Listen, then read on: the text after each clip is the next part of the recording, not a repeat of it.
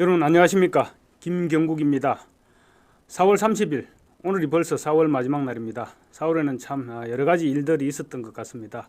그 중에서도 가장 중요했던 일은 역시 4.10 총선이었죠.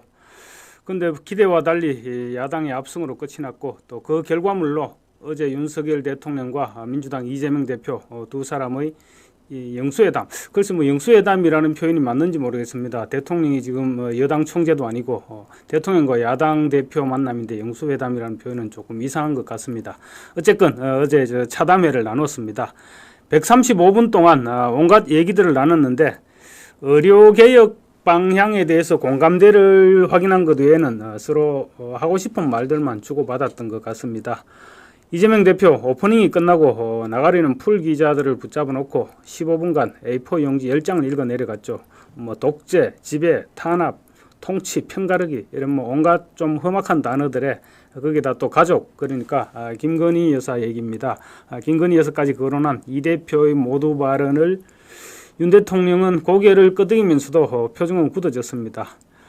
비공개 회담에서는 분위기가 역전됐습니다. 윤 대통령이 이 대표의 제안에 대해서 조목조목 설명하면서 이재명 대표는 거의 듣고만 있는 그런 상황이 연출됐다고 합니다. 민주당에서는 대통령이 85, 이재명 대표가 15 정도 그런 거 얘기했다 그러고, 대통령실은 아니다 70대 30 정도는 됐다 이렇게 얘기하는데, 어쨌거나 윤 대통령이 압도적으로 많은 얘기를 했던 것은 맞는 것 같습니다. 대통령실은 어제 차담회 이후 정진석 비서실장, 또 홍철호 정무수석, 이도훈 홍보수석 일제히 나서서 언론을 통해서 다음 회동을 언급하는 등 야당의 민주당의 유화적인 제스처를 취했습니다. 그렇지만 민주당은 끝내 외면했습니다. 어제 회동이 끝났을 때까지만 해도 민주당은 실망스럽다 이 정도 수준의 반응을 내놓았는데, 하루 만인 오늘 하루 곧바로 총공세에 나섰습니다. 우이독경 안 하느니 못했던 회동이다 이렇게 얘기하면서 지금 강공으로 다시 회귀하고 있습니다. 마치 이재명 대표가 윤석열 대통령과 만나서 국정 운영의 동반자라는 모습을 보여주는 데까지 성공했으니 이제부터 우리 갈 길을 가겠다, 마이웨이 하겠다 이런 자세를 보여주고 있는 것 같았습니다. 민주당은 그래서 최상병 특검의 5월 국회 처리, 그리고 전국민 민생지원금 지급을 오늘 다시 재차 촉구하면서 전국 경색이 지금 불가피해지고 있습니다. 차담의 효과 딱 하루였습니다. 4월 30일 김경국의 여의도 25시 시작하겠습니다. 우선 아시아투데이 기사 소개에 앞서서 이재명 대표 피고인에 대한 오늘 공판 소식 속보로 들어왔는데 잠깐만 전해드리겠습니다. 오늘 부산지검에서 피습 살인미수 공직선거법 위반 혐의로 기소된 김모 씨에 대한 오늘 두 번째 공판이 열렸는데, 김 씨가 오늘 피고인 신문에서 이렇게 얘기했답니다. 작년에 이미 야권이 총선에서 과반을 할 것이라 짐작했다. 웬만한 정치평론가들보다 앞서간 것 같습니다. 총선 전에 범행을 계획한 이유를 물으니까 작년에 이미 과반할 것을 짐작했다. 그래서 만약 이 대표가 공천을 행사해서 과반을 차지하면 대선까지 레드카펫이 깔릴 것인데 공천권 행사를 저지해야 한다고 생각했다. 그렇게 얘기했습니다. 그러면서 당시 판사가 이 대표의 범죄 사실이 소명됐다고 인정하면서도 야당 대표로서 역할과 책임이 막중해 구속이 지나침이 있다고 해서 법 앞에 평등하지 않은 재판이라 생각했다. 밤잠을 못 자면서 일말의 희망을 갖고 기다리는데 가슴이 터질 것 같았다. 이렇게 얘기했습니다. 김 씨는 지난해 범행 준비 단계 이전에 가족 피해를 최소화시키려고 아내와 이혼했고, 또 범행 도구로서 대리 구매한 흉기를 3, 4개월 동안 숫돌이 달아 없어질 정도로 갈았다고 합니다. 이게 아무리 분노가 침됐다고 해도 참 이 테러를 해서는 안 되는 일인데 좀 안타까운 일이 발생했었습니다. 아시아투데이 기사입니다. 아시아투데이 일면 기사인데요.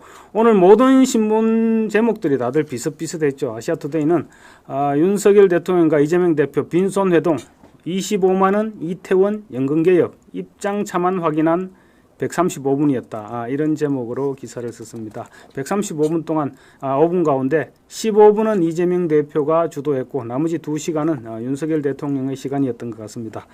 기사 내용은 지금 보면요, 첫 회동은 합의문 발표 없이 빈손으로 끝났다. 이렇게 시작했습니다. 135분 동안 만났는데 의과대학 정원을 비롯한 의료개혁 필요성과 협치를 위한 정례적인 만남에 대한 공감대를 이뤘을 뿐 이태원 특별법, 전국민 25만원 민생회복지원금, 연금개혁 등 대부분의 현안에 대해서는 합의점을 찾는 데 실패했다. 소통을 시작한데 양측은 모두 어제 회동에 대해서 소통을 시작한 것에 의미를 둔다고 평가했다고 적었습니다. 그러니까 만났다는 이외에 다른 소득은 합의는 별로 없었다, 이런 얘기인 셈입니다. 특히 이 대표는 회담 직후 답답하고 아쉬웠다, 이렇게 얘기하면서 윤석열 대통령과의 첫 회동에 실망감을 드러냈는데, 그런데 오늘 하루 만에 민주당에서는 이런 반응이 나왔습니다. 윤석열 대통령은 본인 주장만 장황하게 늘어놓은 우이독 겸 마이웨이 회담이었다, 이렇게 혹평을 했습니다. 의료개혁의 큰 틀에서는 공감대를 이뤘다는 것이 유일한 어제 성과였죠. 이 대표가 모두 발언을 통해서 의대 정원 확대와 같은 의료개혁은 반드시 해야 될 주요 과제이기 때문에 우리 민주당도 적극적으로 협력하겠다, 이렇게 밝혔습니다. 이 부분에서 이제 대통령실과 같은 생각이 같았는데요. 그렇지만 지금 앞으로 넘어야 할 산은 첩첩산중인 것 같습니다. 그리고 민생협의를 위한 협치, 또 이를 위한 정례적 만남에도 뜻을 같이 했는데 아마 방법론에서는 차이가 이견이 많았던 것 같습니다. 대통령은 민생협의를 위한 여야정 협의체가 필요할 수 있다, 이렇게 말했는데 민주당은 오늘 여야정 협의체 구성에 대해서는 고개를 흔들었습니다. 그리고 또 25만원 민생회복지원금, 연금개혁 부분에 대해서는 뚜렷한 입장차를 확인했다고 지금 아시아투데이에서 적고 있습니다. 윤 대통령은 이 대표가 모두 회담에서 그 제안을 했죠. 전국민 25만원 민생회복지원금 꼭 좀 부탁드린다, 이렇게 얘기했는데 윤 대통령은 비공개 회담에 들어가서 물가와 금리, 재정 상황 등에 미치는 영향을 종합적으로 고려해야 된다. 지금 상황에서는 더 어려운 분들을 더 효과적으로 지원하는 것이 바람직하다, 이렇게 얘기했습니다. 그러니까 윤 대통령은 정부가 현재 추진하고 있는 소상공인 지원, 서민금융 확대, 이런 정책을 언급하면서 정부 추진 정책을 먼저 시행하고 필요한 경우에 야당이 제기한 부분에 여야가 합의하면서 시행 여부를 논의하자, 이런 취지로 얘기를 했습니다. 그러자 진성준 민주당 정책위 의장은 회담 이후 진행된 브리핑에서 윤 대통령은 국가 재정이나 인플레이션이 우려되기 때문에 단칼에 잘랐다, 선을 그었다, 이렇게 발표를 했습니다. 연금개혁에 있어서도 이 대표는 정부가 방향을 좀 주면 좋겠다, 이렇게 언급했는데 윤 대통령은 국회에서 결정을 내릴 수 있을 만큼 충분하고 많은 데이터를 이미 제출했다, 국회에서 결정해라, 이렇게 국회에 공을 넘겼습니다.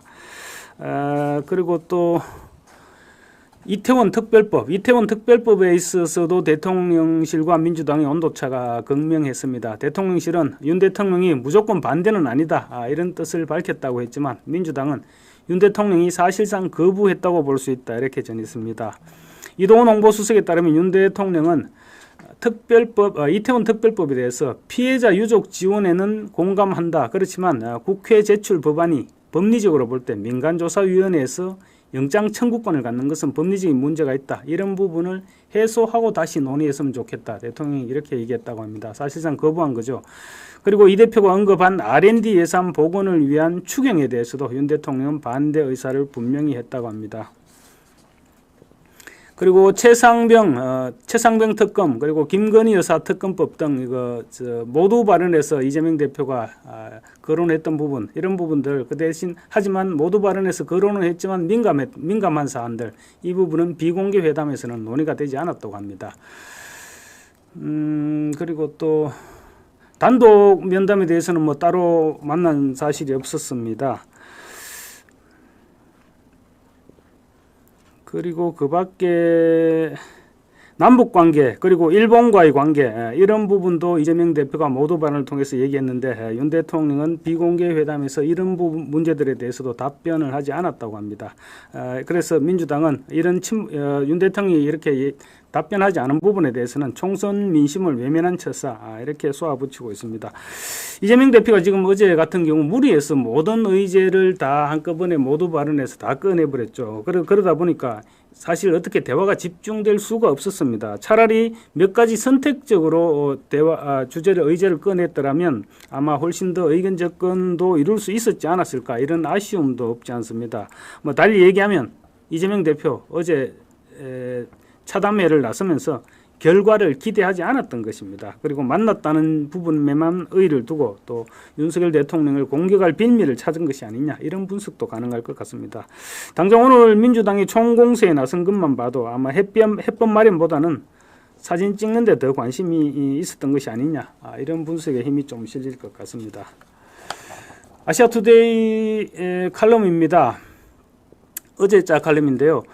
이각범 칼럼, 대한민국 여기서 후퇴할 수 없다는 제목의 칼럼입니다. 이각범 전 수석이죠. YS 정부에서 정책기획수석을 했습니다. 그리고 한국미래연구원장, 카이스트 경영학과 교수, 이런 경력을 지니고 있는데 사회학을 전공한 석학입니다.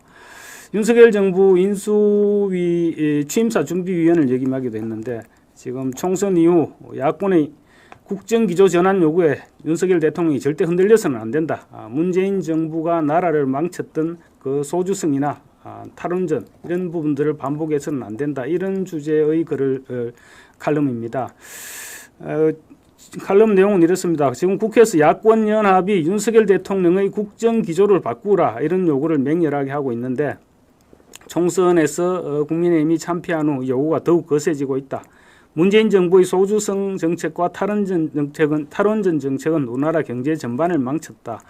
그런 문 정권의 이념 정책으로 우리나라가 지금 복합적인 위기 상황에 빠져 있는데 윤 대통령이 중심을 잡아야 된다. 그나마 윤 대통령이 당선돼서 한국 경제를 멈춰 세우고 새로운 상승을 위한 기반을 닦기 시작한 것은 정말 다행스러운 일이다. 심지어 야당에서도 원로급 인사라는 사람이 윤 대통령 부부가 험한 꼴을 당하기 전에 거국 내각을 하든지 야당과 협치하라, 이런 주문을 하고 있는데, 의석 숫자만 믿고 지금 조폭 같은 협박을 하고 있다. 어차피 대통령에 당선된 순간부터 누구나 호랑이 등에 올라탄 격이 된다. 윤 대통령은 어떤 회유나 위협에 굴함이 없이 세계적 흐름에 일치하는 현재의 국정기조를 바꾸면 절대로 안 된다. 지금부터 어떻게 하느냐에 따라 윤 대통령은 성공한 대통령이 될 수 있고, 또 아니면 실패하여 야수들의 밥이 될 수도 있다. 윤 대통령이 실패한다면 누가 지금 경제와 안보 복합 위기를 극복할 수 있겠는가? 만약 실패하는 대통령으로 낙인 찍히는 날, 누가 앞으로 이 나라에서 위로부터의 외압과 탈탈 틀림에 굴하지 않고 강자들의 내로남불과 비리를 소신껏 수사할 수 있겠는가? 이렇게 적었습니다.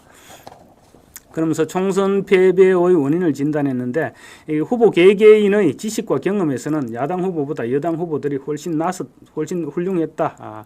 그렇지만 국민들의 공감 능력 면에서 야당의 상대가 되지 않았다.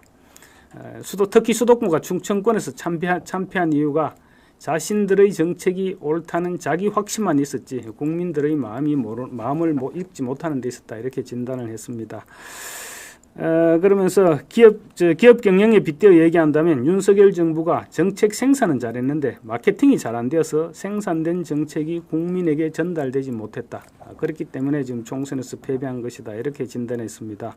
그러면서 대통령의 마케팅의 핵심은 대통령의 말씀이다. 대통령은 중요한 정책 현안에 대해서 언론에 정확하게 설명하고 국민의 동의를 구해야 된다. 만약에 대통령의 파한담 875 언급의 진실도 이런 식으로 했었더라면 물가를 모르는 대통령이 아니라 물가를 챙기는 대통령의 모습으로 비춰졌을 것이다. 삼성을 비롯한 세계적인 기업들의 CI 작업은 모두 하나같이 기업의 가치를 높이는 데 매우 기여하다는 사실을 알아채고 미리부터 그렇게 준비를 했던 것이다. 윤석열 대통령도 PI, 그러니까 프리덴셜 아이덴티티를 작업을 잘 하여서 뉴윤의 이미지로 국민들과 소통해야 된다. 시중에 알려진 대로 호통치고 격노하는 그런 이미지가 아닌 소통하고 공감하는 새로운 이미지를 구축해달라. 이렇게 주문했습니다. 그러면서 국민의힘에 대해서도 정책 정당으로 변모하는 거당적 노력을 기울여달라고 거듭 당부를 했습니다. 그리고 중요한 제안을 한 가지 했는데요. 지금 이번에 국민의힘의 공천 후보자들 중에 아까운 정책 전문가들이 많이 지금 낙선을 했는데 그 전문가들 그대로 버릴 것이 아니고 정책위 의장을 원외 인사에 맡겨서 현역 의원들과 수시로 정책 토론을 하도록 그런 방안도 한번 생각해 볼 만하다. 이렇게 제안을 했습니다. 지금 우리나라 안팎의 초특급 위기를 극복하기 위해서 윤석열 대통령 반드시 성공해야 됩니다. 이를 위해서 배제의 정치가 아닌 포용의 정치로 당내 인사들과 화합해야 된다. 윤석열 대통령은 실패할 자유가 없다. 윤 대통령의 실패는 우리 국민의 실패이고 우리 미래 세대의 좌절이며 우리나라의 실패가 될 것이기 때문이다. 이렇게 적었습니다. 아주 중요한 지적이었습니다. 다음으로 어제 차담에 관련해서 오늘 변화된 상황을 좀 더 말씀을 드려볼까 합니다. 그 전에 방금 뉴스가 하나 들어왔는데요.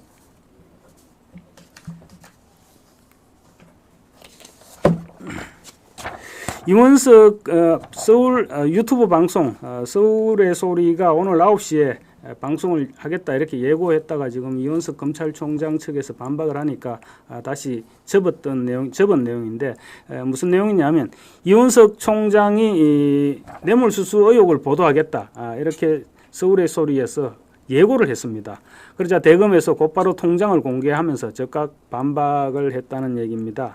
지금 쌍방울 대북 불법 송금 관련해서 이화영 전 평화부지사의 진술을 뒤집으려고 이재명 대표 측에서 그러니까 진술을 뒤집어서 이재명 대표와의 연루 의혹을 지금 차단시키려고 지금 온갖 수단을 다 동원하고 있죠. 그럼 무리수를 두다가 지금 이원석 검찰총장으로부터 이재명 대표가 제대로 한 방 맞았죠.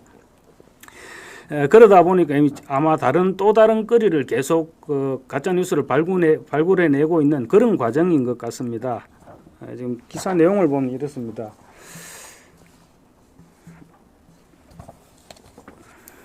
MBC 기자 출신 유튜버 장인수 씨 그리고 유튜버 채널 서울의 소리가 오늘 밤 9시에 헌정 초유의 검찰총장 뇌물수수 의혹 이런 제목으로 동영상을 게시하겠다고 예고를 했습니다. 이들은 2016년 3에서 4월 3, 4월경에 이 총장의 배우자가 박모 변호사의 배우자 정모 씨로부터 두 차례에 걸쳐 4,100만 원을 받았고 관련 증거도 확보됐다. 그러면서 검찰총장을 상대로 입장을 밝히라 이런 요구를 해왔다고 합니다. 검찰 출신인 박 변호사는 시세 조종 혐의로 2016년 검찰 수사를 받다가 구속 기소됐다고 합니다.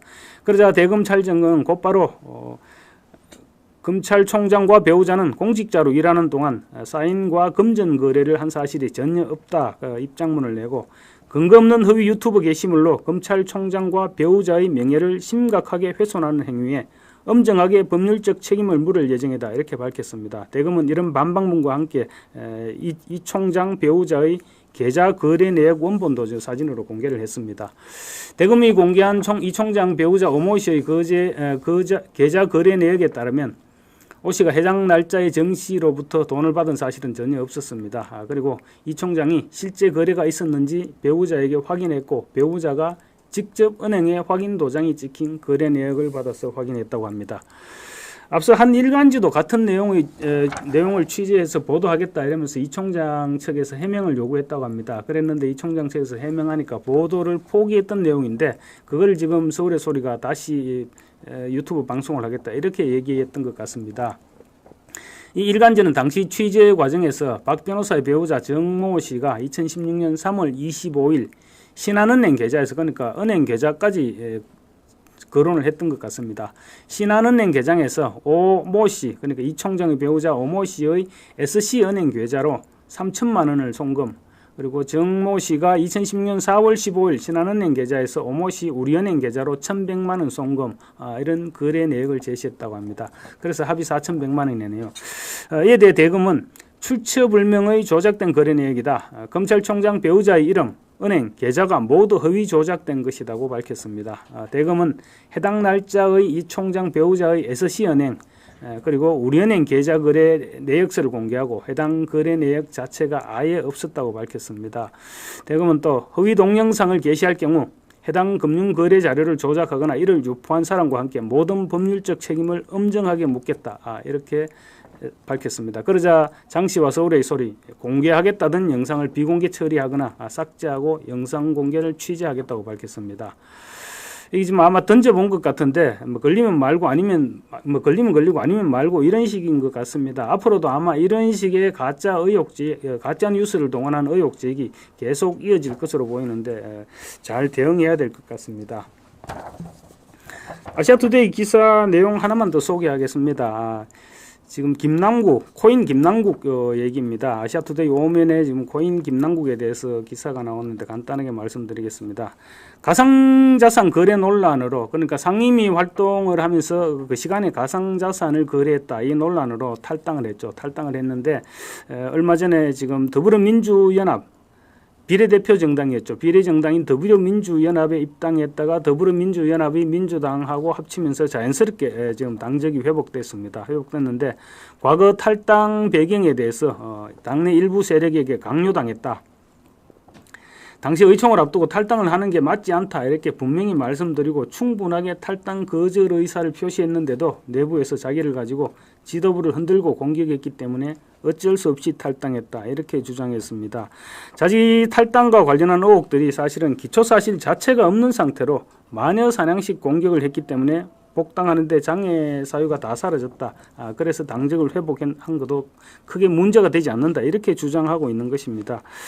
그러면서 마녀 사냥식 공격의 예로 대선 비자금, 뇌물, 내부정보 이용 등의 의혹을 지적했습니다. 그런데 실제 정작 핵심 논란이었던 상임위 회의 시간에 가상자산 거래를 했다는 내용에 대해서는 언급하지 않고 그냥 넘어가려고 하고 있습니다.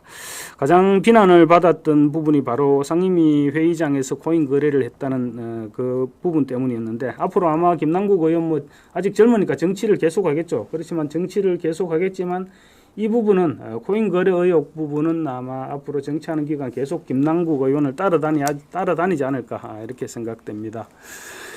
어제 차담회, 어제 대통령과 이재명 대표의 차담회에서 좀 간과하고 있는 부분이 있는데 기사에서 좀 많이 빠진 언론들이 많이 있었던 것 같습니다. 일부 언론들은 다 지적을 했지만 총리 인선 문제는 윤 대통령도 이재명 대표도 둘 다 꺼내지를 않았습니다. 국무총리 사실은 이번에 야당이 3분의 2가 넘는 3분의 2의 거의 육박하는 그 정도 의석을 확보하면서 국무총리 인선 문제가 당장 화두로 떠올랐죠. 그래서 이번 차담에서 총리 인선 문제가 꽤 심도 있게 거론되지 않겠느냐. 최소한 심도 있게 거론은 되지 않더라도 어떻게 구체적인 이름까지는 거론되지 않더라도 방향성이라도 제시되지 않겠느냐, 얘기하지 않겠느냐, 이런 전망이 있었는데 아예 논의 테이블에 올리지 않았습니다. 총리 인선을 빠르게 마무리해서 전국을 수습하고 싶은 윤 대통령 입장에서는 조금 좀 아쉬웠을 수도 있을 것 같습니다만, 이 대표 입장에서는 굳이 우선순위에 올릴 필요를 느끼지 못한 것으로 생각됩니다. 어제 이 대표가 A4 용지 10장을 꺼내서 모두 발언을 읽었는데 그 많은 분량 중에도 총리 인선 문제는 포함되지 않았던 것입니다. 이 대표가 일부러 꺼내지 않았던 것이죠. 그러니까 윤석열 대통령 입장에서는 굳이 이 대표가 꺼내지 않는데 또 액을 하는 것처럼 따라서 얘기를 꺼낼 필요가 없었던 것이죠. 당초 이번 영수회담 앞두고 총리 기용 문제가 지금 가장 핫하지 않겠느냐, 이런 전망도 없지는 않았는데 좀 거론이 전혀 안 됐었습니다.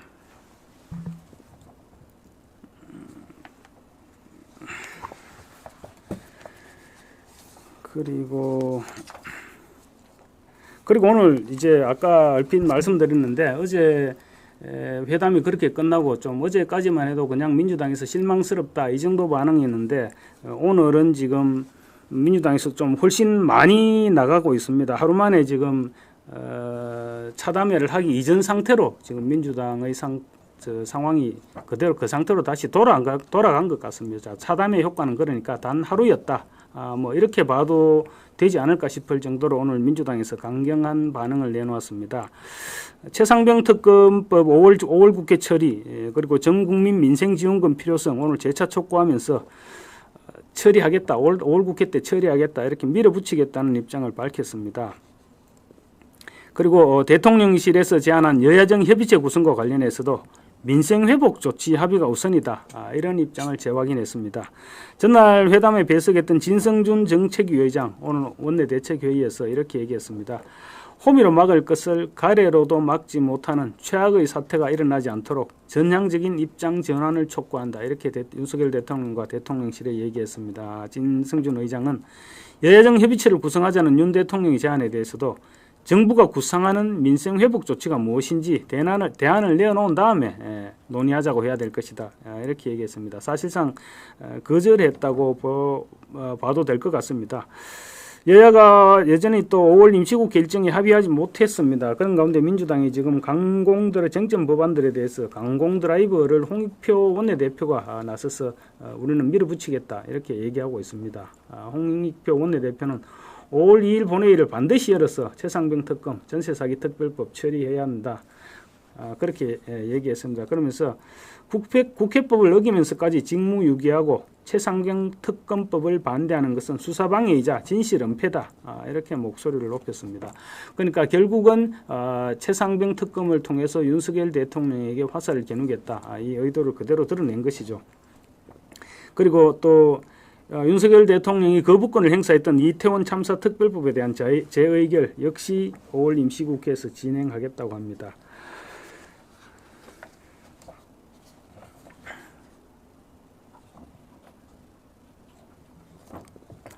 그리고 방금 말씀드렸던 여야정 협의체 불발 관련해서 지금 민주당 어제까지만 해도 그래도 다소 어느 정도 일정 부분 여지를 남기는 듯한 그런 반응을 보였는데 오늘은 이제 아예 거절하겠다 그런 방안을 내놓았습니다. 사실상 합류 거부 의사를 비쳤습니다. 지금 민주당 입장은 이런 것 같습니다. 우리가 굳이 여야정 협의체를 구성해서 거기에 논의하지 않더라도 우리가 뭐 국회 압도적인 다수인데 표결을 통해서 모든 결정을 하면 되는데 굳이 우리가 왜 여야정 협의체가 여야정 3자 회동까지 추진해가면서 고생할 필요가 뭐 있겠느냐 이런 입장인 것 같습니다. 앞으로 지금 아마 22대 우리 국회 굉장히 힘든 나날이 계속될 것 같습니다. 여야 원내대표들 오늘 반응을 보면 뚜렷하게 드러나고 있습니다. 홍익표 원내대표 좀 전에 제가 말씀드렸듯이 그렇게 강행 입장을 얘기했고 그런데 이제 국민의힘 입장에서는 뭐 계속 그렇다고 끌려갈 수는 없고 그렇지만 또 쉽사리 합의가 될 수 있는 부분도 아니고 아마 또 지금 윤석열 대통령의 거부권에 기대해야 되지 않을까 이런 우려가 또 제기되고 있습니다. 오늘 한동훈 전 비대위원장 얘기가 또 오늘 어제 저녁부터 또 갑자기 또 이슈가 됐었습니다. 한동훈 전 비대위원장이 측근을 통해서 국민의힘 지도부에 전당대회를 연기해달라 이런 요구를 했다고 심평 변호사가 어제 저녁 YTN 라디오를 통해서 얘기를 했죠. 그 부분 때문에 지금 오늘 계속 좀 시끄러웠습니다. 지금 현 시점에서 한동훈 전 위원장에 대해 쏠리는 관심은 한 전 위원장이 전당대회에 출마할 것이냐, 전당대회 경선에 출마할 것이냐 이 부분이죠. 그 부분인데 한동훈 전 위원장은 측근을 통해 전당대회 연기를 부탁했다 이런 일부 주장에 대해서 오늘 아시아투데이 기자를 비롯한 기자들에게 그런 말을 한 적이 없다. 전혀 사실이 아니다. 신 변호사와 일면식이 없다. 이렇게 밝혔습니다. 그러면서 굳이 저런 사람의 말을 보도해 줄 필요가 있는지 모르겠다. 신 변호사의 주장에 강한 불쾌감을 드러냈습니다. 그렇지만 한동훈 전 위원장이 정작 출마하지 않겠다 이런 얘기는 명시적으로 하지를 않았었거든요. 그래서 지금 또 다른 분석들이 쏟아져 나오고 있습니다. 사실 지금 한동훈 전 위원장이 전당대회에서 당대표로 출마할 경우 총선 패배 직후라는 점이 좀 부담스럽기는 하겠죠. 그렇지만 오히려 결자 해지 이런 명분을 내세워서 출마한다면 금방 대세론이 형성될 수도 있을 것이다. 이런 전망도 적지 않습니다. 한동훈 전 위원장만큼 지금 전국적으로 인지도와 지지도를 가진 사람이 국민의힘에는 찾아보기가 쉽지 않죠. 홍준표 시장이 사실은 하루가 뭐다 하고 지금 한동훈 전 위원장을 저격했던 것도 다들 아는 사실이지만 그랬던 것은 한동훈 위원장이 전당대회에 출마하면 당권을 장악하게 될 것이고 당권을 장악하게 되면 자기의 다음 대선 구도에서 홍 시장 본인이 밀릴 것 같다. 이런 우려에서 그런 조바심에서일 것입니다. 그런데 이번에는 심평 변호사가 지금 홍준표 시장의 지금 바톤을 이어받아서 수시로 지금 한동훈 전 위원장을 깎아내리고 있습니다. 신 변호사 어제 YTN 라디오 신유래 뉴스 정면 승부에 출연해서 한 전 위원장이 당대표 경선에 출마하기 위해서 전당대회를 가능한 연기해달라 이런 말을 측근 국회의원들에게 했다는 말을 전해들었다. 이렇게 주장했습니다. 한동훈 전 위원장의 전당대회 출마 가능성을 시사하면서 부정적인 여론을 조성하기 위한 발언이 아닐까 뭐 이렇게 추측할 수 있을 것 같습니다. 그런데 어제 낮에 이미 국민의힘이 황우여 전 대표, 그러니까 황우여 상임고문이죠. 상임고문을 비대위원장으로 추천해서 초대해서 6월 말이나 7월 달에 전당대회를 열리는 게 지금 사실상 기정사실화 되어 있습니다. 그런 마당에 이런 말을 흘린다는 것은 결국 한동훈 흠집 얘기가 아니겠느냐 뭐 이런 분석이 가능할 것으로 보입니다. 한동훈 전 위원장이 아직 출마 여부에 대한 구체적인 언급을 하지 않고 있죠. 그러니까 불출마로 밀어붙이기 위한 그런 술수가 아니겠느냐 이런 의혹도 없지 않습니다. 신 변호사 어제 인터뷰에서 한 전 위원장의 당대표 출마 가능성에 대해서 가능하면 전당대회에 참여해서 당대표가 되려는 뜻을 가지고 있을 것이다. 이렇게 자기가 마치 다 꿰차고 있는 듯이 이렇게 얘기했습니다.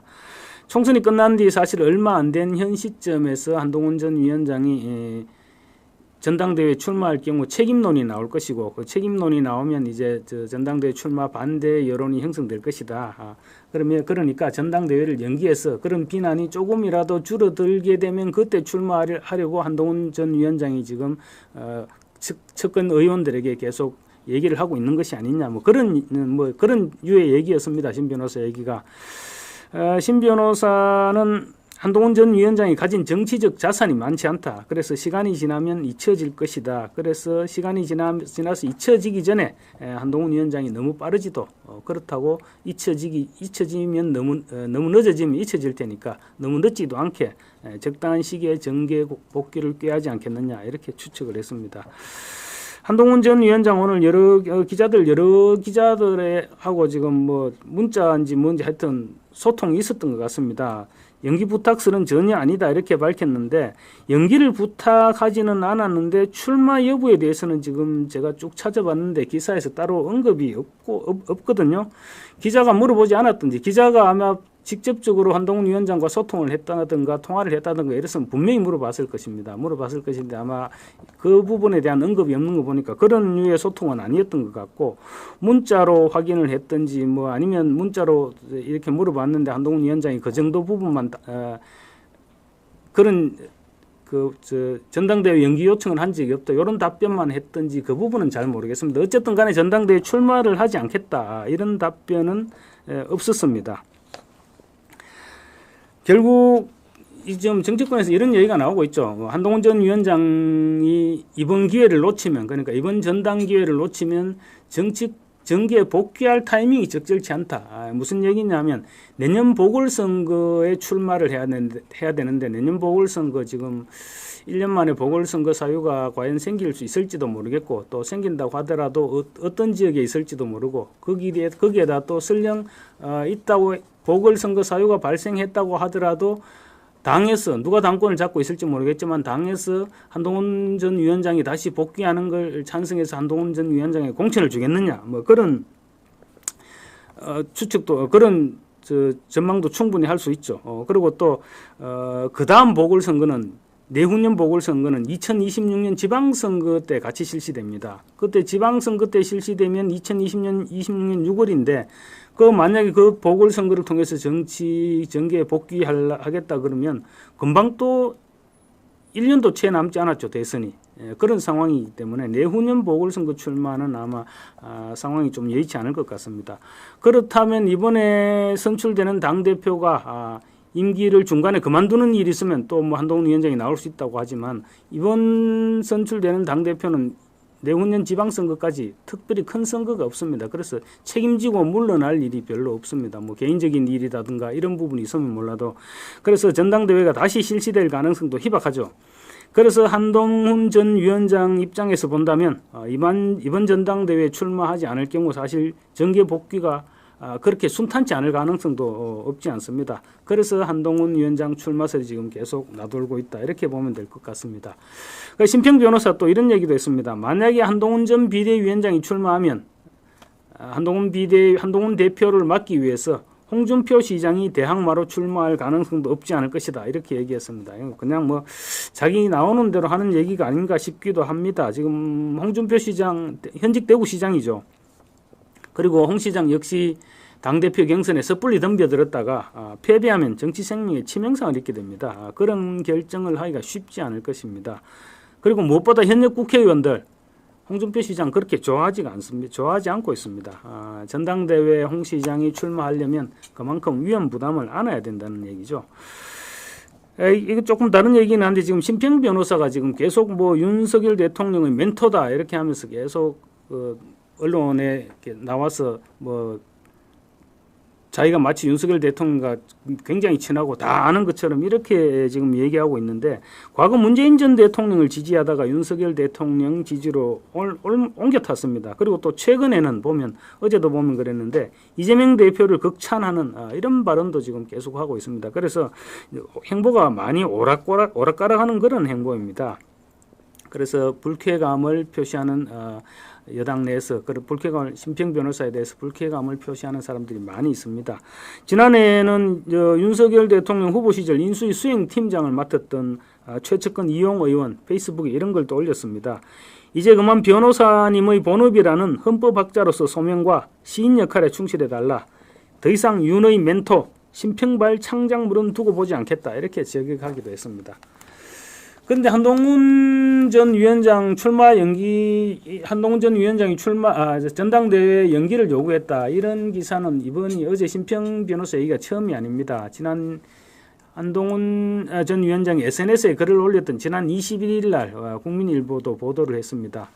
똑같은 내용이었습니다. 그런데 심평 변호사가 이거를 보고 얘기하는 것인지 뭐 아니면 또 다른 소스가 있어서 뭐 얘기하는지 모르겠지만 어쨌든 내용은 뭐 거의 동일합니다. 당시 국민일보 기사도 내용이 똑같았고 뭐 똑같은 내용이었습니다. 근데 이제 이렇게 한동훈 전 비대위원장에 대한 관심이 쏠리고 있는 것은 지금 국민의힘 그리고 여권 전체가 그만큼 위기 상황에 처하고 있다. 이런 판단 때문이죠. 지금 그래서 전당대회 연기 여부와 무관하게 한동훈 전 위원장 다시 지금 정치권에 다시 돌아와야 된다. 이런 요구가 지금 갈수록 높아지고 있습니다. 한 전 위원장 총선 패배 책임지고 물러나서 직거 중인 상태인데 윤석열 대통령의 오찬 초청을 거절하면서 긴장 관계가 지금 조금이 아니고 조금 심각한 것 같습니다. 그런 관계인 것 같은데 그 사이를 틈타서 홍준표 시장 뭐 계속 다시는 당에 얼씬거리지도 마라 배신자 이런 온갖 독설로 지금 한 전 위원장 비방하고 윤석열 대통령과 거리를 자꾸 벌려놓는 데 주력하고 있습니다. 그렇지만 그렇게 한쪽에서 거리를 벌리려고 노력하는 만큼 또 두 사람이 윤석열 대통령과 한동훈 위원장 손을 잡아야 한다는 내부 목소리도 지금 점차 높아지고 있습니다. 특히 어제 윤석열 대통령과 이재명 대표 간의 차담회 이후 보수 지지층 사이에서 한동훈 위원장 필요하다 이런 목소리가 다시 높아지고 있습니다. 어제 비공개된 회담에서는 뭐 윤석열 대통령이 자리를 주도했다 이렇게 알려지고 있는데 공개된 차담회에서는 이재명 대표, 윤석열 대통령을 마치 겁박하는 듯이 온갖 요구 조건을 쏟아냈었죠. 무례하게도 퇴장하려던 풀 기자들 불러 앉혀놓고 사실 뭐 저도 청와대 출입해봤지만 청와대 풀 기자단 나름대로 관례가 있습니다. 어느 정도 오프닝이 있고 나면 그 뒤부터는 이제 안에서 풀을 하는 것으로 이렇게 관례가 있는데 그래서 어제도 기자들이 오프닝 이후 자리를 뜨려고 했습니다. 자리를 뜨려고 하는데 이재명이 기자들에게 퇴장할 것은 아니고 이렇게 하면서 기자들을 떠나려는 기자들을 만류하고 지금 내가 내 할 말 할 테니까 좀 듣고 가서 보도해주라 이렇게 지금 얘기를 했었던 거거든요. 그래 놓고는 무려 15분에 걸쳐서 마치 대통령을 압박하듯이 뭐 정치 실종, 지배, 통치 이런 온갖 부적절한 용어들을 사용했습니다. 그런가 하면 또 거부권 행사에 대해서 유감 표시까지 요구했죠. 그런 말도 안 되는 작태를 이어갔는데 어제 그런 일련의 행동들을 볼 때 대통령이 어떻게 항복을 받아내려고 한 것이 아니냐 이런 생각을 지금 들게 했는데요. 어제 이재명 대통령 간담회 내용 분위기를 보면 민주당은 협치라든가 이런 생각은 아예 없는 것 같습니다. 그리고 오직 3년은 길다 이 생각만 지금 자꾸 굳혀가고 있는 것 같습니다.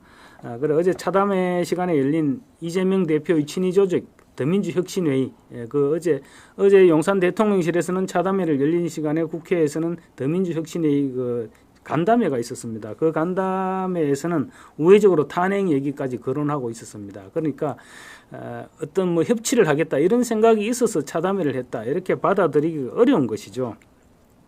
그러니까 저 좌파들 저렇게 이제 반윤석열 연대를 공고히 하고 있습니다. 그런데 지금 국민회의 보수 진영은 지금 완전히 4분 5열 상태죠. 뭐 친윤이니 반윤이니 영남당이니 수도권당이니 뭐 누구는 되고 누구는 안 되니 이런 얘기들이 지금 계속 싸우고 있으니까 이런 상태로 앞으로 좌파들의 공격에 어떻게 맞설 수 있겠느냐 이런 걱정이 지금 앞서고 있는 것입니다. 그래서 전열 정비 차원에서 한동훈 전 위원장의 다시 복귀 내지 출마 요구가 점차 높아지고 있습니다. 이제 보수 진영도 전열을 재정비해야 됩니다. 야당 대표 회동이라는 어쩌면 밀린 숙제 같은 것을 지금 어제 했는 셈입니다. 그러니까 지금 이제 나머지 언론 접촉이나 이런 부분들은 윤석열 대통령이 노력 여하에 따라서 불통 이미지는 충분히 지금 이제 상쇄시킬 수 있는 계기를 마련했습니다. 그리고 마침 또 취임 2주년 때는 기자회견을 하는 방안도 지금 뭐 거의 유력하게 검토하고 있다. 이렇게 얘기하니까 좋은 전환점이 되지 않을까 싶습니다. 그리고 이제 그랬으면 그 다음에는 이제 보수 진영을 더욱 공고하게 다져야죠. 그러려면 윤석열 대통령 우선에 한동훈 전 위원장에게 손을 다시 한번 내밀어야 될 것 같습니다. 뭐 이재명도 만났는데 한동훈 못 만날 이유가 뭐가 있습니까? 물론 한동훈 위원장 역시 마음을 열고 지금 윤 대통령과 힘을 합치겠다는 생각을 해야 되겠죠. 그렇지만 어쨌든 지금은 이제 주도권을 윤석열 대통령이 쥐고 있습니다. 그러니 윤석열 대통령이 이번에는 손을 한번 내밀어 주는 것이 어떨까 이런 지적들이 많이 하고 있습니다. 한동훈 위원장 뭐 당으로 돌아와서 무엇을 할 것인가 그걸 주위에서 지금 생각할 필요가 없죠. 일단 손을 잡고 보수 진영을 하나로 뭉뚱그려서 하나로 뭉치는 게 우선에 더 중요할 것 같습니다. 어제만 해도 윤석열 대통령 앞에서 이재명, 윤 대통령 바로 코앞에서 지금 힘자랑하는 꼴 지켜봐야 되지 않았습니까? 아마 이재명의 힘자랑 이번 한 번이 끝이 아니고 이번이 시작일 것입니다. 벌써 내부적으로는 윤석열 대통령 임기 단축 얘기를 벌써 자기들끼리 하고 있는 것입니다. 그러니까 지금 상태에서 이재명에 대항할 카드로는 사실은 한동훈만한 카드도 없죠. 뭐 당내 세력 구도도 따지고 네 편 내 편 따지고 이렇게 하다 보면 이재명이 득세하는 꼴을 계속 지켜만 봐야 되고 계속 끌려가야 될 것입니다. 그러니까 이번에 윤 대통령과 이재명의 차담회 이걸 계기로 오히려 보수 진영이 뭉치는 계기로 삼으면 어떨까 그랬으면 하는 생각입니다. 지금 자칫하면 눈 뜨고 당할 수 있으니까 하루빨리 두 사람이 만나서 전선을 더욱 굳건히 다져야 될 것 같습니다. 당대표 선출 전당대회를 앞두고 지금 이렇게 물밑 경쟁이 지금 시작되고 있는 거하고는 달리 지금 국민의힘 원내대표 경선은 지금 계속 지지부진한 상태를 면하지 못하고 있습니다. 자칫하면 지금 추대로 결론 날 가능성이 높아지는가 했는데 원래는 5월 3일 당선자 총회에서 차기 원내대표를 선출하기로 했는데 이철규 의원도 아직 등록은 안 했습니다. 오늘 내일이었는데 원래 이철규 의원 이외에 지금 원내대표에 나서겠다는 사람이 없다 보니까 지금 원내대표 경선 날짜를 5월 9일로 일단 미뤄놨다고 합니다.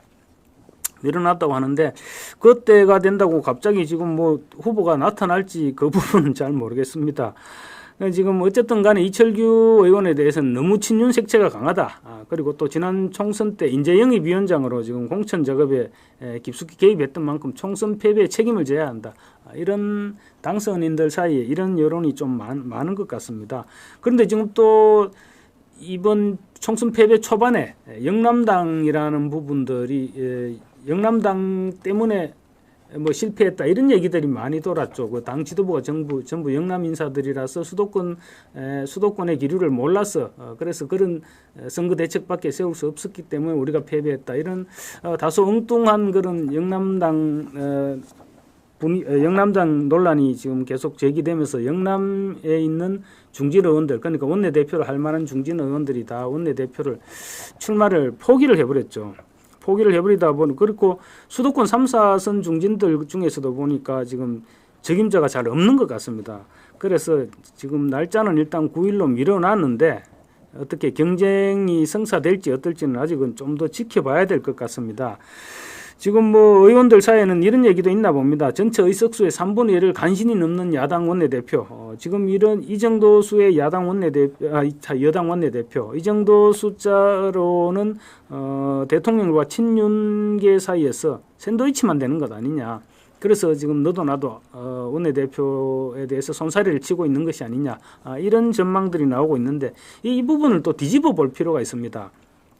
어떻게 보면 이럴 때 원내대표로 나서면, 그러니까 이제 지금 국민의힘 108석에 불과하죠. 108석에 불과하기 때문에 원내대표 사실은 아무리 잘하더라도 야당에게 밀릴 수밖에 없습니다. 그래서 야당과의 협상에서 밀리는 것은 뭐 당연하다. 어떻게 보면 밀려도 본전이라고도 할 수 있습니다. 그런데 만약에 어떻게 잘해서 이기게 되면 대박이죠.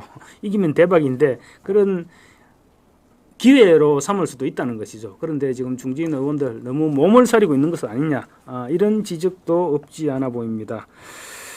또 지금 하나 더 있는 게, 윤석열 대통령 이번 주 중에 민정수석실을 신설하기로 하고 이번 주 중 인사를 지금 막판 인사를 검증 중이라고 합니다.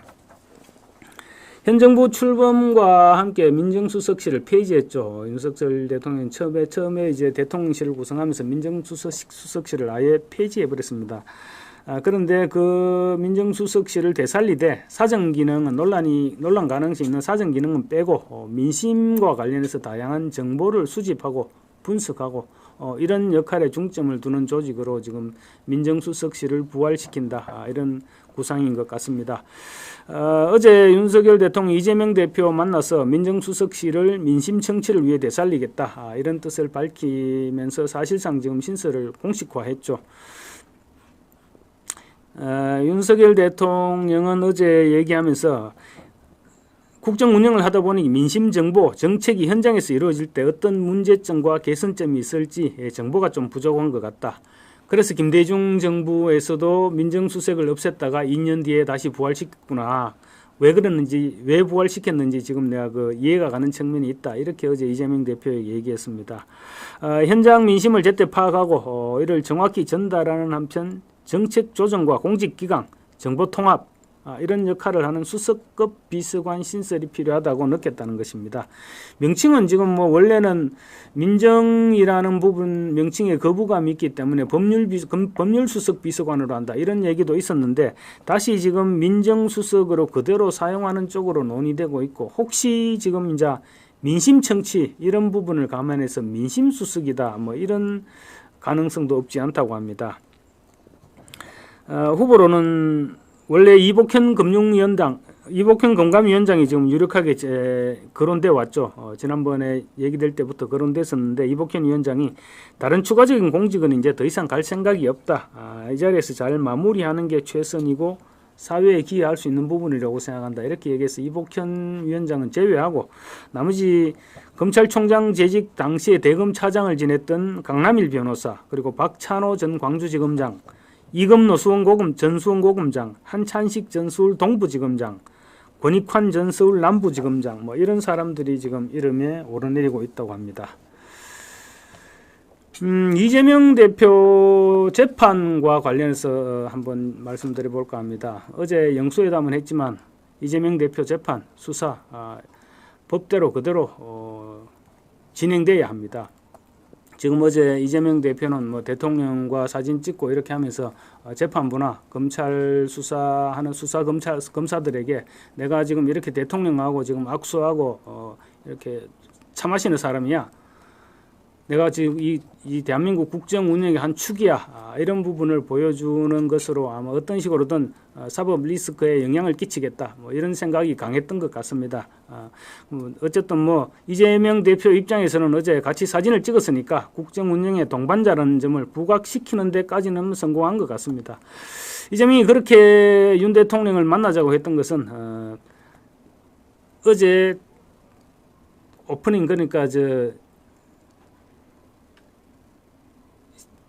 차담회를 시작하면서 A4 용지를 꺼내서 막 얘기를 하는 그 부분을 볼 때 검찰과 사법부에 내가 윤석열 대통령의 국정 운영 동반자다, 이 사인만 보내고 싶었던 것이 아니라 모두 발언을 통해서 마치 내가 대통령보다 더 세다, 이렇게 과시라도 하듯이 어제 온갖 말을 쏟아냈죠. 심지어 뭐 거부권 행사에 대한 아까도 말씀드렸지만 거부권 행사 사과 요구도 하고 뭐 가족 사건 김건희 여사에 대한 특검 수용도 촉구 공개적으로 촉구하고 그런 폭주하는 모습을 보였거든요. 그래서 아마 그런 부분들이 자기 힘을 좀 과시하고 싶었던 것이 아니냐 그런 지적도 없지 않습니다. 자 이제 그렇다면 검찰과 법원은 어떻게 해야 됩니까? 뭐 이재명의 뜻대로 재판 속도를 조절하고 수사 검사들이 기가 죽어야 됩니까? 그런 일이 있어서는 절대 안 되겠죠. 윤 대통령이 어제 이재명 대표를 만나서 대통령실 조직 개편을 얘기하면서 법률수석 비서관 그러니까 방금 말씀드렸던 민정수석실이죠. 민정수석 비서관실 신설을 얘기했던 것도 주목할 필요가 있습니다. 과거 민정수석실의 기능 가운데 사정 기능이 있었죠. 그렇지만 이번에는 사정 기능은 배제시키고 민심 탐방 등의 역할만 하겠다 이렇게 얘기했지만 어쨌든 민정수석실입니다. 아마 그 얘기를 듣는 이재명 대표 입장에서 뜨끔했을 수도 있었을 겁니다. 어쨌거나 이재명 대표에 대한 수사와 재판 한치의 느슨함도 없이 계속 진행돼야 합니다. 이재명 대표 오늘도 대장동 서울중앙지법에서 한 대장동 재판, 대장동 관련 배임 및 성남 FC 뇌물 의혹 사건 공판에 출석했습니다. 총선이 끝나면서 이재명 대표에 대한 재판도 지금 점차 속도를 내게 될 것으로 기대되는데요. 이재명 대표 오늘도 재판정에서 좀 망신이라면 망신일까? 아니면 사실 일반 국민 같은 보통의 피고인 같으면 절대 할 수 없는 말을 했다가 재판장에게 한 소리를 들었습니다. 오늘 오전에 남욱정인 신문 이후 이재명 대표가 몸 상태가 좀 좋지 않다. 오후 재판에는 내가 좀 빠져도 되지 않겠느냐 이렇게 재판부에 얘기를 했습니다. 그러자 김동연 재판장이 어디가 몸이 안 좋으냐 이렇게 직접 물었습니다. 직접 물으니까 이재명 대표 몸살기가 이렇게 하면서 이제 말을 좀 어물쩍했습니다. 그러니까 김동연 재판장이 아니 겨우 몸살기 정도 가지고 그렇게 얘기하느냐 안 된다. 오후에 출석해라. 이렇게 요구해서 오후에 다시 재판정에 출석을 했었습니다. 지금까지 법원이 사실 대장동 배임 의혹 사건 등에 대해서는 총선 기간 동안에도 계속 재판을 해왔죠. 그렇지만 선거법, 위정교사 그런 혐의와 관련된 재판은 선거 기간 동안 계속 연기를 해줬었습니다. 사실 대장동 재판은 워낙 지금 뭐 대장동, 백현동, 성남 FC 이렇게 건수가 많고 지금 정의만 해도 너무 많고 재판 기일이 오래 걸릴 것으로 이미 예정되어 있는 부분입니다. 그래서 한두 차례 연기한다 해도 대장동 재판 같은 경우는 오히려 표시가 나지 않죠. 그렇지만 선거법상 허위사실 유포 혐의나 위정교사 혐의 이런 부분들에 대한 재판의 경우 재판이 지금 상당 부분 진행되어 왔습니다. 그래서 좀만 더 서둘러서 진행을 하면 1심 선고를 좀 앞당길 수도 있는데 지금 총선 기간 동안 그 재판을 계속 연기를 해줬었거든요. 그래서 사실상 이재명의 편의를 봐줘왔던 것입니다. 이재명 대표 선거 재판 전략이 시간 끌기라는 사실 뭐 대한민국에서 모르는 사람이 있겠습니까? 이재명 대표 그래서 결국은 자기 아킬레스건이라고도 할 수 있는 위정교사 사건 재판도 지금 무려 5명의 증인을 추가로 신청했습니다. 시간 끌기 작전에 본격 들어간 거죠. 위정교사 사건은 사실은 이재명 대표의 정치 운명이 걸린 재판이라고 할 수 있습니다. 작년 9월에 이 대표에 대한 구속영장을 기각했던 유창훈 부장판사도 그렇게 얘기했죠. 위정교사 혐의는 소명이 된 것으로 보인다. 이렇게 얘기를 했었죠. 그러면서 현직 야당 대표가 어떤 이렇게 하면서 구속영장을 기각했었는데 위정교사 혐의는 공범인 김진성 씨가 내가 거짓말했다 이렇게 다 자백을 했습니다. 그리고 관련 물적 증거까지 이미 다 내놓았습니다. 그러니까 증인이나 증거가 더 이상 필요도 없는데도 불구하고 다시 5명을 추가로 증인을 신청했다. 이건 의도가 너무 분명한 것이죠. 재판을 최대한 연장시켜 보겠다. 이런 내용인 것입니다. 원래 법조계에서는 총선 전에 위정교사는 1심 선고가 나올 수 있지 않겠느냐 이런 전망까지 하고 있었습니다. 그런데 지금 총선을 넘겨 공판이 지금 하염없이 지연되고 있습니다. 원래 지난달 3월 18일 위정교사 사건 심리재판부가 다음 기일을 총선 전인 4월 8일로 잡으려 했습니다. 그런데 뭐 뚜렷한 이유 없이 4월 22일로 미뤘다가 다시 5월 13일로 연기했다가 최종적으로 5월 27일로 연기했습니다. 6월 26일 날 재판이 한번 열렸으니까 결국은 석 달 만에 재판이 제기되는 셈입니다. 이게 있을 수 없는 일이죠. 일반인들 재판 같으면 상상도 할 수 없는 일입니다. 그런데 만약에 여기에 또 증인 5명을 추가한다. 이렇게 하면 보통 이렇게 뭐 법조인들 얘기를 들어보니까 증인 1명 하면 따로 분리심문을 하기 때문에 분리심리를 하기 때문에 보통 한 달 정도 추가를 된답니다. 그렇게 하면 5명이면 5달이 늦춰지게 되는 것이죠. 뭐 그럼 중간중간 시간을 끌면 올 연말 내로 1심 선고가 또 어려워지는 셈입니다. 증인 채택 여부는 일단 뭐 재판부가 결정하는 만큼 다음 달 27일로 예정된 공판에서 어떤 결정을 내릴지 주목되는데 재판부도 지금 아마 굉장한 압박을 받고 있을 것입니다. 신속한 재판에 대해서 압박을 받고 있기 때문에 증인 신청을 거부할 가능성이 높지 않느냐 뭐 이런 전망이 나오고 있습니다. 위정교사 사건에서 집행유예 이상의 형이 나오면 이재명 대표 대선 가도에 치명타를 입게 되죠. 5년 이상 출마를 피선거권 5년이 제한되고 그러면 대선 출마를 할 수 없게 됩니다. 그리고 1심 선고가 빠른 시일 내에 1심 선고가 내려진다면 2심, 3심은 그만큼 속도를 낼 수가 있을 것입니다. 그리고 지금 또 이재명 대표가 다급한 재판이 또 하나 있죠. 이화영 전 경기도 평화부지사 쌍방울 그룹 불법 대북 송금 의혹 사건. 지금 이화영 전 부지사에 대한 1심 선고가 6월 7일로 예정되어 있습니다. 이 부분도 이재명 대표에게는 치명적이죠. 이재명 대표 아직 이 부분에 관련해서는 기소는 되지 않았습니다. 그렇지만 이화영 전 부지사가 만약에 1심에서 유죄 선고를 받게 되면 곧바로 검찰은 이재명 대표를 제3자 뇌물 혐의로 기소할 것으로 지금 그렇게 계획하고 있는 것 같습니다. 최근 이재명 대표가 이화영 전 부지사의 검찰청 음주회유 주장을 이게 사실상 일반인이 들어도 말도 안 되는 주장이죠. 그럼에도 불구하고 이재명 대표 100% 사실이다 이렇게 하면서 뭐 민주당 당선자들 포함해서 한 30명이 수원지검에 가서 농성을 하고 뭐 난리를 지겼는데 어쨌든 이재명 대표가 그 같은 터무니없는 주장을 덥석 물고 덤벼들었다가 이원석 검찰총장에게 세게 한 방 맞았죠. 그것도 그만큼 이재명 대표가 다급했기 때문입니다.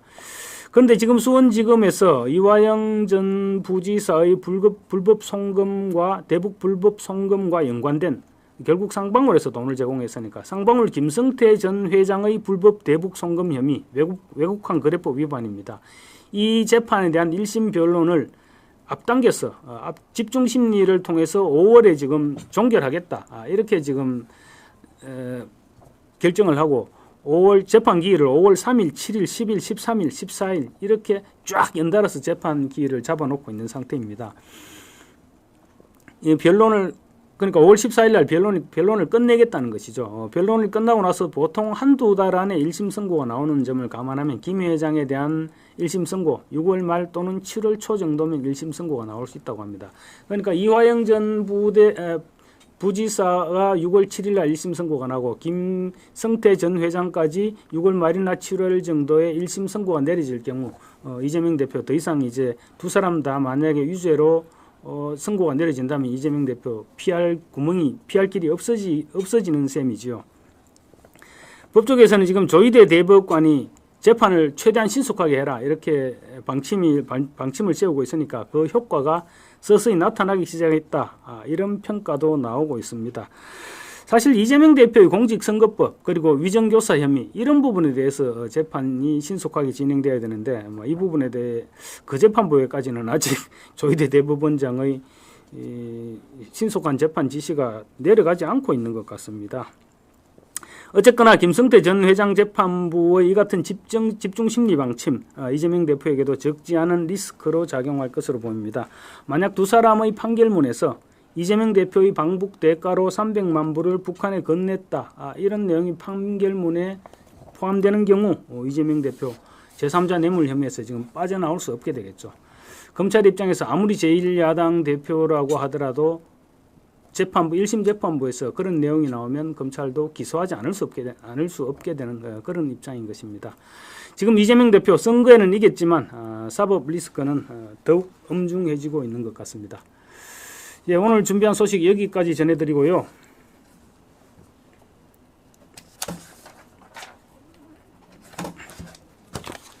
투몰에서 지금 이제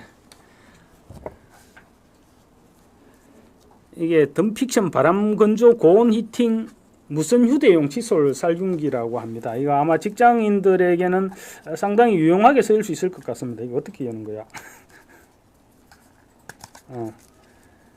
이게 충전식이고요. 무슨 충전식인데 휴대용 충전식 칫솔 살균기입니다. 이건 어쨌든 우리 지금 그냥 칫솔 그냥 이렇게 쓰고 던져 놓다 보면 거기 세균이 많이 끼는데 휴대용 살균기 소용이 많이 있을 것 같습니다. 제품 소개를 보면요. 눈에 보이지 않는 칫솔 속 세균을 5분 만에 99.9% 살균한답니다.